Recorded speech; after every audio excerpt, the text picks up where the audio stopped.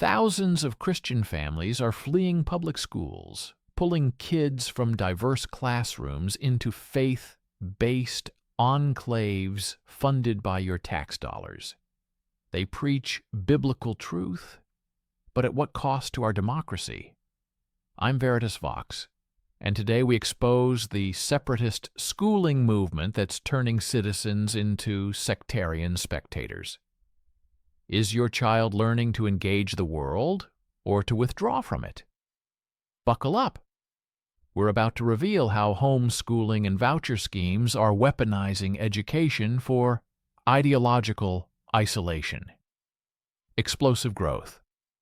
Since 2020, American homeschooling has doubled. Over 5 million K-12 students now learn at home, often under Christian curricula that omit evolution, critical race theory, and civic pluralism. Pandemic as catalyst, COVID lockdowns gave cover to conservative pastors and influencers urging parents to seize control. Don't trust woke teachers, raise spiritual warriors. Curriculum cartels.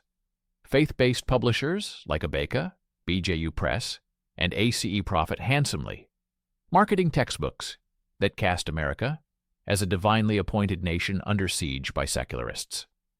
Online academies, virtual Christian schools, tuition supported by vouchers and tax credits, enroll hundreds of thousands, promising academic excellence, but instilling a worldview that sees public institutions as morally corrupt. Your tax dollars prop up private academies preaching God's law, while public schools starve, turning shared investment into sectarian subsidy. Exploding voucher bills. 25 states now redirect millions in public funds to private choice schools, many of them explicitly Christian. Parents use vouchers to buy into faith bubbles, financed by taxpayers who never opted in. Budgetary bloodletting. As vouchers grow, district coffers shrink. Class sizes climb, programs vanish, teachers pay stalls.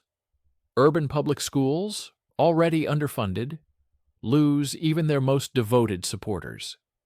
Faith-funded politicians, elected officials on Christian school boards, lobby for ever larger voucher caps, blurring lines between church and state and ensuring their base's children receive a godly education at your expense. When children learn from textbooks steeped in dogma, they aren't discovering truth. They're absorbing a sanitized worldview that fears difference. Omission as curriculum. Many Christian texts scrub evolution, climate science, and LGBTQ history. Biology becomes creation care theology. Civics becomes biblical citizenship, with loyalty to Scripture outweighing constitutional allegiance. Historical whitewashing. Lessons glorify founding fathers as Christian soldiers and downplay slavery, indigenous suffering, and systemic injustice, ensuring students view America as an unbreakable divine enterprise. Critical thinking. Censored. Discussions of pluralism, media literacy, and civic dissent are absent. Students are discouraged from questioning the teacher, trained instead to accept doctrine, not debate it. When schools segregate by faith, neighborhoods tear apart, and future voters no longer see beyond their own pews. Neighborhood fragmentation. As more families exit public schools, PTA meetings, once brimming with diverse voices, become echo chambers of like-minded believers, erasing opportunities for cross-cultural dialogue and local problem-solving. Declining civic participation. Studies show homeschooled and voucher school graduates vote at substantially lower rates, having never learned to navigate public forums or compromise with ideological opponents. Church-state insularity. Private school communities often bypass school board elections and municipal meetings, viewing civic duties as secondary to church obligations, weakening democratic accountability at every level. When an entire generation is taught to fear difference, society pays the price in mistrust. apathy, and fractured national identity.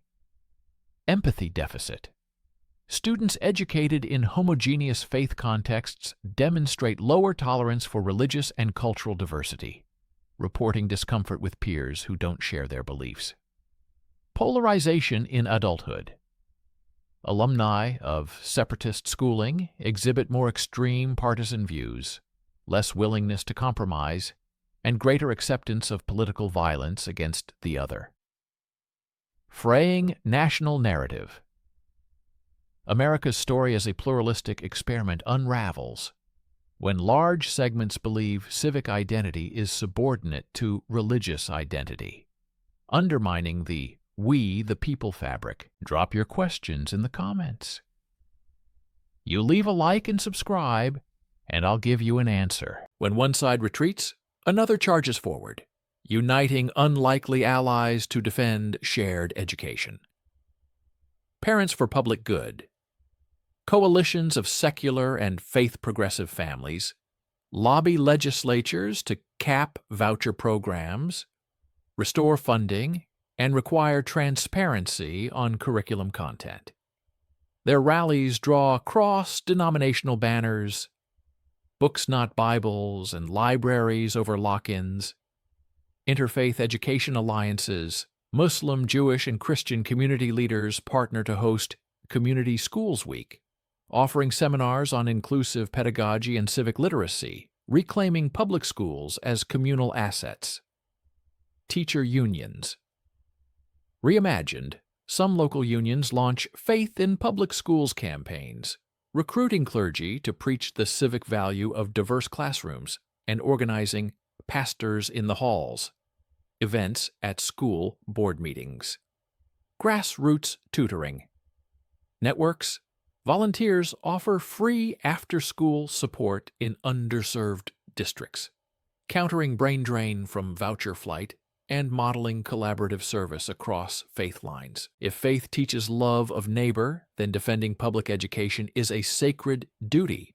Without it, both gospel and republic crumble. Teach beyond walls. Pressure your church to host public school orientation nights. Bridge faith and civic responsibility in one room. Vote with your wallet. Oppose voucher expansions at the ballot box, and reallocate church outreach budgets to bolster local public schools. Champion pluralism. Encourage Sunday sermons on civic diversity. Equip congregants to celebrate, not shun, difference in the classroom. Engage the next generation. Mobilize youth groups for school board shadowing programs. Train future leaders in governance and empathy. Pray for institutions. Intercede daily for teachers, administrators, and school boards.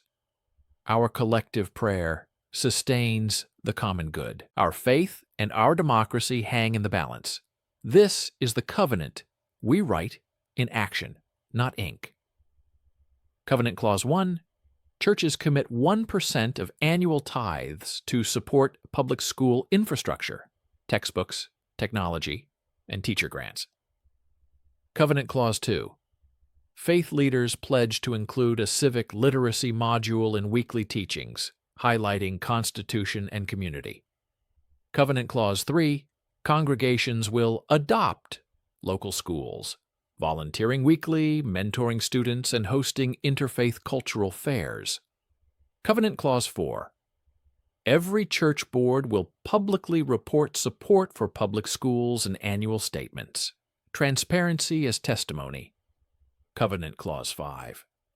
Churches and citizens co-sponsor an annual Day of Unity rally, celebrating shared commitment to education and pluralism. Education rooted in isolation is sin against the common good. It betrays Christ's command to love our neighbors and erodes the republic He entrusted to us. Stand now in covenant. Defend our schools, heal our divisions, and write the next chapter where faith and democracy flourish together.